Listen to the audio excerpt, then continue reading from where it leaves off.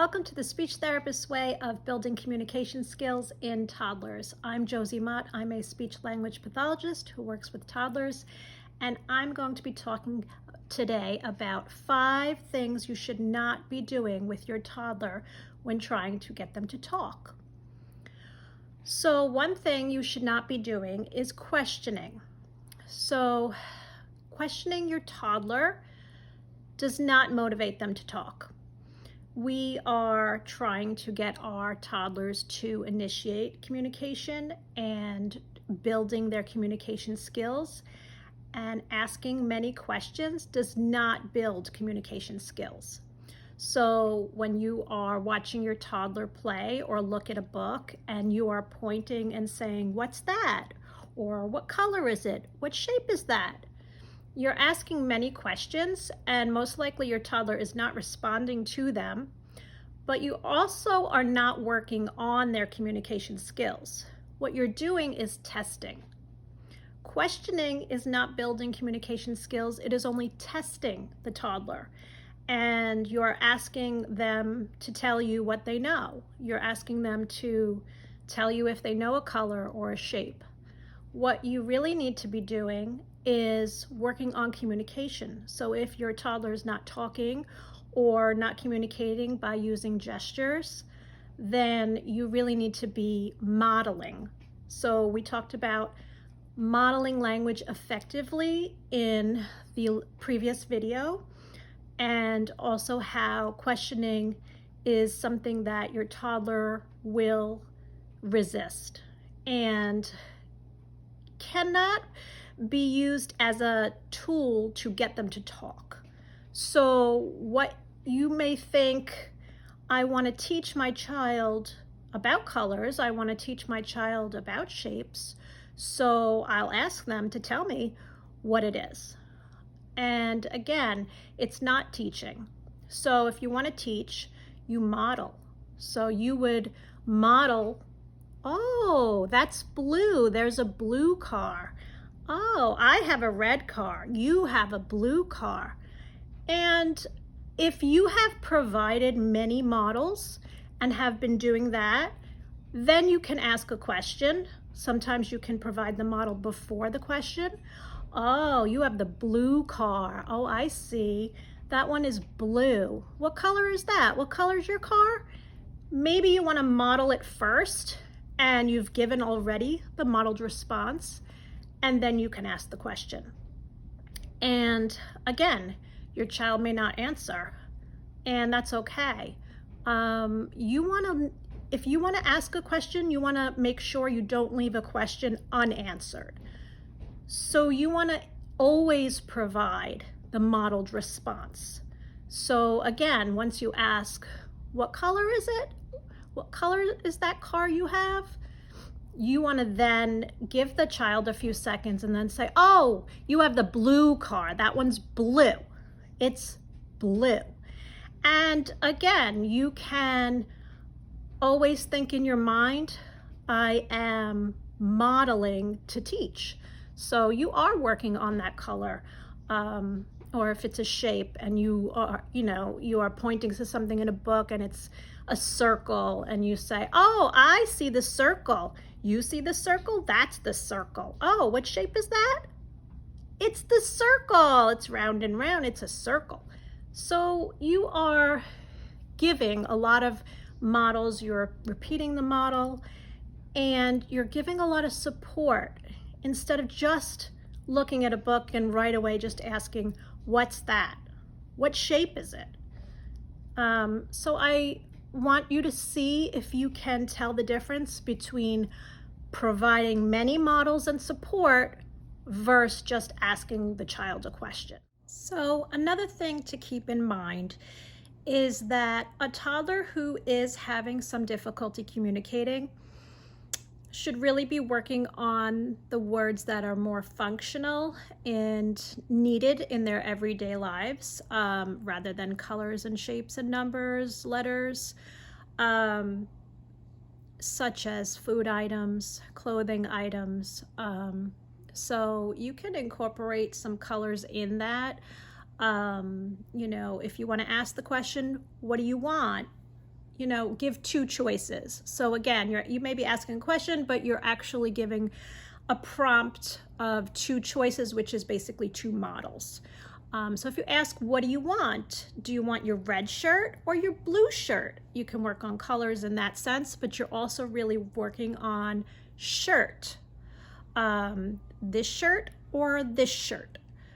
And giving choices to toddlers is always a good thing. They do always want to feel like they have some power and control over some of the things that they want in their lives. And it is always really nice to encourage them in that way. When you're working on giving some options, maybe during meal times, snack, I have an apple or a banana. What do you want, the apple or the banana? So again, it's a question, but you're giving two modeled responses. And if your child is not yet pointing or is able to point but is not yet giving the word, then you're providing that model. Banana? Oh, you want banana. So you're providing the model of the point and the word, the label of the item. And then you're giving it to the child. Again, we're not going to put unreasonable expectations on these toddlers. If your toddler hasn't pointed before and your toddler hasn't said that word before, then you wouldn't wait and expect that child to then be able to do it. Your job is to keep giving models. And, all the time your child listens and hears these models in all different settings or in the same routines every day will help and will make a difference. Just because you don't hear them saying the word back doesn't mean that they're not going to. It just means they need more. They still need more. They're not ready yet. And with the pointing, again, you're giving models. They're seeing the model, and that's what's important. You may even do a little bit of prompting them with their hand and their finger if they allow that. But again, if they're not yet doing it, it's just that they need more models. And that's what a speech therapist does. We don't expect the toddler to just respond all the time. We expect that the child is taking it all in, and we're observing that the child is taking it all in. And so we are there to give as many models as we can over the course of a week working with a toddler. You want to make sure that you give repetitive models. So banana, you want banana? Okay. Oh, look, it's a yellow banana. I like banana. You like banana? Let's peel banana. Cut banana. So again, you're saying the word banana in all different ways. You're giving it some context, and you're giving it meaning because it's in the moment of what you're doing. So it does help. The child will hear it so much, the child will learn. That's the label for that item. It is meaningful because it's in their routine, and you're giving them the label, you're providing it for them. And that's what we're doing. We are providing the models of their thoughts. So the child is not yet ready to say it. So you are thinking, what would the child say if the child could say it? The child would say banana. The child would say yellow banana, peel banana, cut banana. So again, you're saying all those 1 and 2 word models that the child is not yet ready to do, but needs to hear. And that is what's important. So the models make the difference. And remember that the questions are just testing. So the second thing you should not be doing with your toddler when trying to get them to communicate is directing their play. So when a toddler is playing and focused on what they're doing, and they're involved, it's not a good idea to try to direct them away from what they're doing. If they're playing with a train on the tracks and you are watching them, they're looking at the train and they look very involved, what you should be doing is narrating the moments of their play. So as the train is moving, you're saying, choo choo, go train, go, go, go, go, on the tracks, wee, go, bye bye train. And you're narrating those moments for that child. You're not trying to direct them away from what they're doing by saying, look over there. Oh, I see you have a big plane. You want to go get the plane? Do you want that plane? Because right now the child is doing something. The child is busy. The child is focused and involved in playing. If you notice that your child has played for a while and is now at a moment where they look like they don't know what they want to do, and they may need some directing, then that would be the moment that's okay, where you can give a suggestion. You can start playing with it yourself to get the child involved and interested in playing with that item. But if they are already playing and they're involved in what they're doing, then it should be something that you're tuned into and aware of, so that you can narrate what is happening and give them the models that they need while they're playing. So you are trying to observe what they're doing, to think about what their thoughts might be for each moment, and then give them those words that they would be thinking. So that is what is going to make it more meaningful to them and make those language models effective.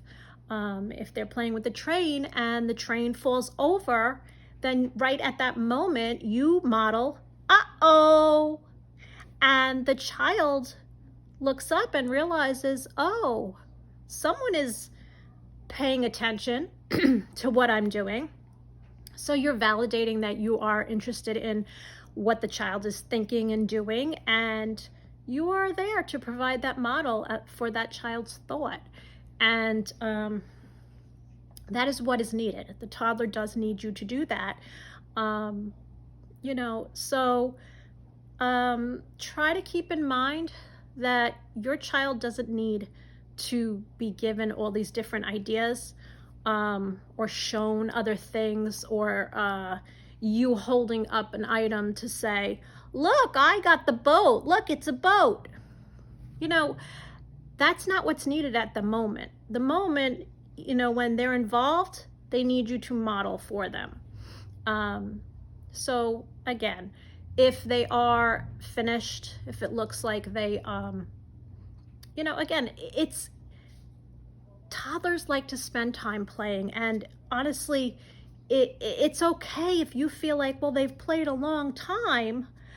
Well, that's okay, because the longer a child is involved with play, the more creative it can become. If their play is very short, then it's hard for that child to become creative in their play. Join in their play. You can play next to them. Find another train and you play as well. Narrate what they're doing, and in those moments when they seem to look over or maybe stop a little bit what they're doing, then you can narrate what you're doing. Oh, I have the red train. Choo, choo, choo. Go, go, go, go. Up, up, up, up. Whee, down. So you're modeling other play actions that they may do themselves, and you may get them interested. But again, if they are focused on something, then provide the models for what they're doing. It's very important. So another thing that you should not be doing with your toddler would be commanding them to say something. So telling them, say more, or, just telling them to tell you something is just something that they're going to resist. A lot of times what you're doing is thinking that that's how I'm going to get my toddler to talk, just to tell them to say it. Say boat. But again, most of the time, the toddler resists that. There are some toddlers who have a certain personality that if they are able to say it, sometimes they want to. They want to show off and, be the center of attention. But a lot of toddlers, especially those who are having difficulty communicating, are not going to feel that way. They're going to feel that you telling them to say more, say bubble, it's not going to work. They're going to feel like they're on the spot. They're going to feel like, you're telling them what to do. They're also going to feel like they're not ready to say it. They're not saying it because they're just not there yet. So it's kind of setting them up to feel a little bit, I think, bad. I try to avoid doing that. So what do you do? Well, again, we model. So instead of telling the child to say it, we are saying it. We are modeling it. Bubble, want bubble. And you're just giving a lot of models. And that way to encourage. So instead of just say bubble, if you do say it a little bit differently, like I did mention in the previous video, you can encourage it by just subtly changing the tone of how you are saying. You say bubble, because it kind of gives them a chance to have a turn to say it. Sometimes they do need a reminder if you have already provided so many models, and that child is on the verge of maybe saying bubble, bubble, or has said it before. You can encourage and say, you say bubble, and you kind of give them a little cue. You're giving them that model, and you're giving them a little bit of a cue as if you're just going to say it, but you're waiting and you're pausing and you're expectantly looking at them. If you've already given all these models and have seen them either say it before or on the verge of saying it, so you're kind of encouraging a little bit more, that's okay. I feel like it's a little different, and it doesn't put the child on the spot, but almost makes them feel like they can do it. You gave them enough support, and you're encouraging that it's their turn. So you may see better results doing it that way. There are other times where if your child has begun to say some words and you're working on, let's say, pronouns like the word I or my, it becomes a little confusing if you don't use the word say. So if you're at that point and you're talking to your child and you're modeling my turn, and then it's the child's turn, you kind of have to use the word. You say my turn to kind of just let them know that it's their turn, but not confuse them by saying my turn when you mean you say my turn. So that's an example where you might want to say it then. Or if you're encouraging them to say, if they need help or they want to do it themselves, and you say, I do. When the child wants to do something on their own and they don't want your help, sometimes, you want the child to say, I do. So you say I do. Say I can. Or if you're working on other statements with the pronoun I, you have those moments where you may need to use that word say. But again, always just try to think that you want to encourage instead of command. So you shouldn't be commanding the child, because there really is not a lot of responsiveness with that. There's a lot more resistance. So that's just one of the other things I've noticed. Try to remember that you are, more than anything, providing the models. So again, you are wanting those responses. You know, it's natural to feel like you want to hear your child say it. You know, you feel like, you know, you're modeling more. You can give them a gesture, you know, sometimes like this, sometimes like this.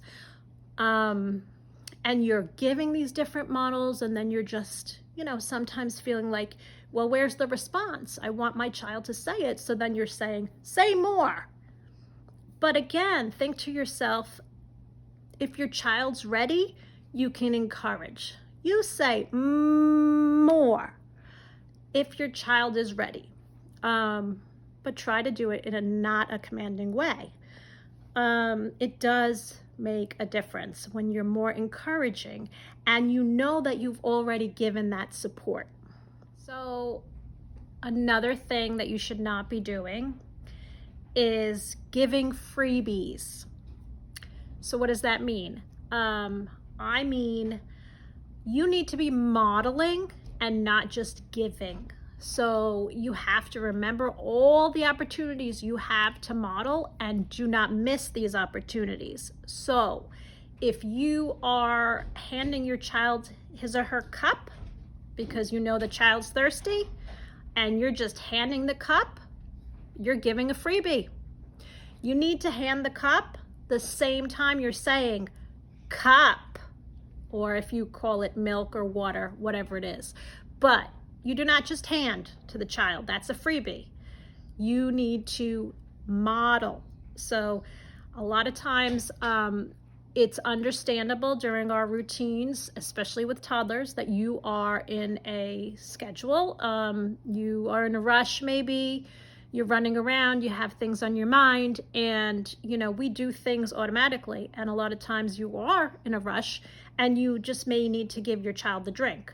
But it takes the same second to say that one model, that one word. It doesn't have to be 3 times, at least the one time. If you're handing your child something, you need to model cup as you give it to the child. So if you're in a rush, you can do that. You can still, it takes the same amount of time as just giving that freebie without saying anything. You know, it does make a difference. You have to remember that you cannot miss opportunities to provide a model. So you're modeling the label of that item, you know, whatever it may be. If your child is having a meal and you put pieces of an item on his plate, let's say, I don't know, chicken nuggets. You cut up some chicken nuggets and he has pieces of chicken nugget on his plate, and you notice that he needs more and you're busy in the kitchen and you just go grab some more and you put it on his plate. That's a freebie. You've now missed that opportunity to even say more as you put it on the plate. It is so important to be aware that that was an opportunity for you to provide a model. That one word during that 1 second will make a difference because it's in the context and it's meaningful at that moment to that child. And keep in mind, you can create these opportunities as well. So when you are having a meal time and you have pieces of chicken nugget or fries or whatever it is, pieces of apple on a plate for your child, do not put everything on the plate and hand it to the child. I like to say, put two pieces. You know, you may think, 2 pieces, we're having a meal. Yes, but that is the opportunity to model. And you have so many models that you can do if you only give 2 at a time. But if you fill up that plate, you've now taken away all your opportunities of those models that you could have. So I suggest 2. If you have goldfish, your child's eating goldfish, put 2 on the plate. Your child wants more, that's okay. 2 on the plate, and every time you put 2 more. But as you put it on, do not give a freebie. More. So again, your child is busy, your child's eating, your child's chewing. Your child doesn't want to respond at that moment. It's probably not a good idea to try to withhold at that moment, depending on your child and where your child's at. But at least you know that every 2 that you're giving has now given you an opportunity to use the word more. Or if, your child knows that word and uses that word, and you want to work on a different word, and let's say apple is a new word, then you would use the word apple every time you put 2 more little pieces on there, whatever it is. Keep that in mind. It's very important because there's so many opportunities just like that throughout your day that you could be missing. And that's really what makes the difference. So as a speech therapist, we look for all those opportunities, we create these opportunities, and we give as many models as possible in all different ways. So I don't want you to miss those, and remember not to give freebies. The other thing is, when you are going to model, you are not to be talking to the air. So if you're busy in the kitchen and you see, oh, he needs 2 more, and you're coming with the goldfish, you're not going to just put them on the plate and go, more, as you're turning around to do something else. Again, you're not talking to the air. You need to talk to the child. Be at the child's eye level. Be in front of the child. Don't walk past the child as you're putting them on the plate. Say more. It's not the same thing. You have to hold them in your hand. And again, if you're busy and you only have that 1 second, it still will only take 1 second. Hold them in your hand. Look at your child, down to your child's eye level for that 1 second. More as you place it on the plate. It's a big difference from then you just walking past, talking to the air. Try to check in to see, is that something that you have been doing? Because again, like I said, it's busy with toddlers. It can happen. It does happen.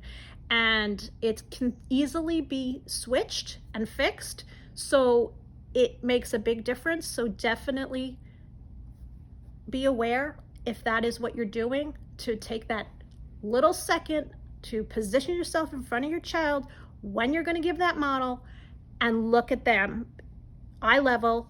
Try to, if they're busy, still get down to their eye level, say the model as you put it on the plate instead of just walking by. Makes a difference. And I just want you to really keep in mind that when you are giving models, that is what is really effective.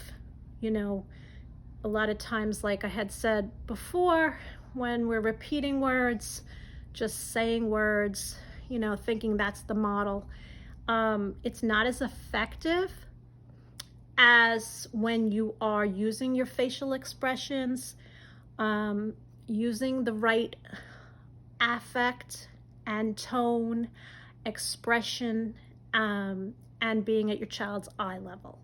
So all those things make a difference to modeling a word rather than just saying more and walking by. So I hope you can see the difference and start to realize, if you have been doing that, to change what you're doing to make it more effective. So the last thing that you should not be doing with your toddler is leaving the TV on in the background or leaving them access to a device like an iPad. Put your devices away so that they are only accessible when you are allowing them to be accessible. Do not leave them out for your child to look around, spot, and then iPad, and want to run to get your iPad. And leaving the TV on in the background is not a good idea. So you are to choose the shows and the times and the amount of time that you are allowing your child to look at a screen. And again, I had mentioned before in a previous video that I do not agree that toddlers should be just staring at screens, but there are some nice, appropriate toddler shows that are available. So when you are picking and choosing something for your child to look at, there are moments throughout your day, maybe 1 or 2 times, for a short toddler show, either with the TV or the iPad. But for the most part, remember, they shouldn't be looking at screens. You know, toddlers are not meant to be looking at screens. They are meant to be interacting and playing with toys. But also remember not to keep the TV on in the background. So even if it's not a toddler show and you just have the TV on, it's background noise, and it is not conducive to an environment where you want to have your child motivated to communicate and give opportunities for communication. We don't need the background noise on.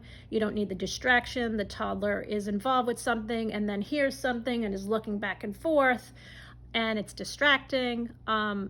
You have to remember to pick those times, pick and choose your times when you're allowing it. Make sure it's short times, you know, not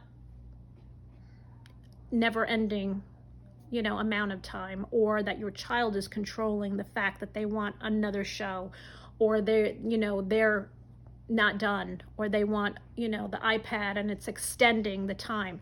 You need to, you know, just decide ahead of time what is appropriate, how long is appropriate. And if you need to even incorporate a timer, you know, that your child learns how to push a button for a timer to start, and then when the timer rings, that they then learn that that's when the TV goes off and the iPad goes off, and not necessarily just that it goes off, but maybe they learn and to associate that once that timer is beeping, it means something else that they are interested in doing. You know, you would have to think, obviously specific to your child, would that beeping, you know, depending on your schedule, would that mean they get to take a bath and that's something they enjoy? Or would that mean they get to have a favorite snack, something they enjoy? Would that mean, oh, they get to play with mommy right now, or they get to go outside? You know, you might want to tell them ahead of time. You know, when you hear beep, beep, beep, then we're going to go out. When you hear beep, beep, beep, we're going to play with the bubbles or whatever and put it away. Motivate them so that the beep, beep, beep is not a negative thing of turning off the TV or taking away the iPad, but it's a positive thing that it's just time to do something that they actually want to do. So it may work if you try that, because I do know that once they do start looking at the screens, it's hard to get them to stop. But it's your job to do that. And especially with a toddler who's having a difficult time communicating, the longer they're looking at screens means the less time they're interacting, and the less time they're hearing models, and the less time they're playing and learning how to communicate. So it is working against your toddler and working against what you want to see your toddler doing when you're allowing that. So keep in mind, it's up to you to make sure that's not happening to the point where it's getting too much. Take a look at that. Try to think about it, how you can structure it, how you can change it if it has become too much and it is a difficult thing with your child. You know, think about the timer, if that could be something that could work, or a different way that you can get your child to understand that it's a limited amount of time. But don't give them access to that remote, and don't give them access to the iPad. This is something that they are needing to request. You know, it's another opportunity, since obviously they're motivated, to request. So if they want TV, when you're ready and you wanted to let them have it, don't forget and don't miss the opportunity that that's a chance to model.